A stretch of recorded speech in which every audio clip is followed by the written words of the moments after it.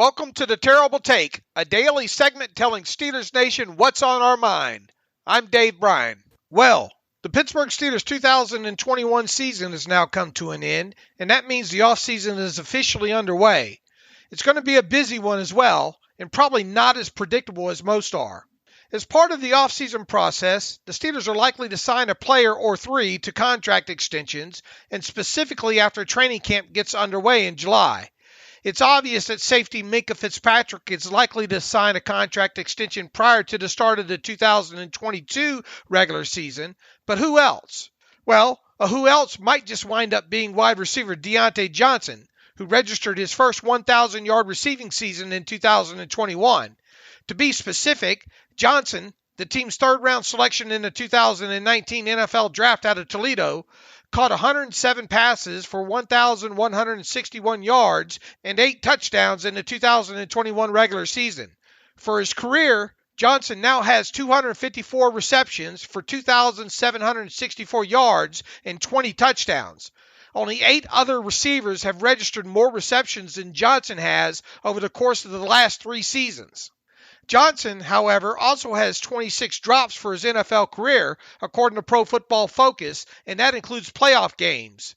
While drops are a subjective stat, watching him play with your own 2 eyes is not overly subjective at all. In short, he has issues at times when it comes to catching the football. His drop problem reared its ugly head again late in the season, and that wasn't great to see at all. So, what kind of money will Johnson be angling for this offseason when it comes to a possible extension? While most of Yins won't want to hear it, Johnson will likely be looking for a new money average of at least $15.5 million later in the summer. After all, young Denver Broncos wide receiver Courtland Sutton is now making $15 million per year, and I can promise you that Johnson won't take less than that. Sutton is the 17th highest paid wide receiver in the NFL as we sit here today, so look for Johnson to at least crack the top 15. A new money average of $17 million would put Johnson at 10th overall on the list today. In short, look for Johnson to angle for a new money average between $15.5 and $17.5 million. But will he get that kind of money from the Steelers?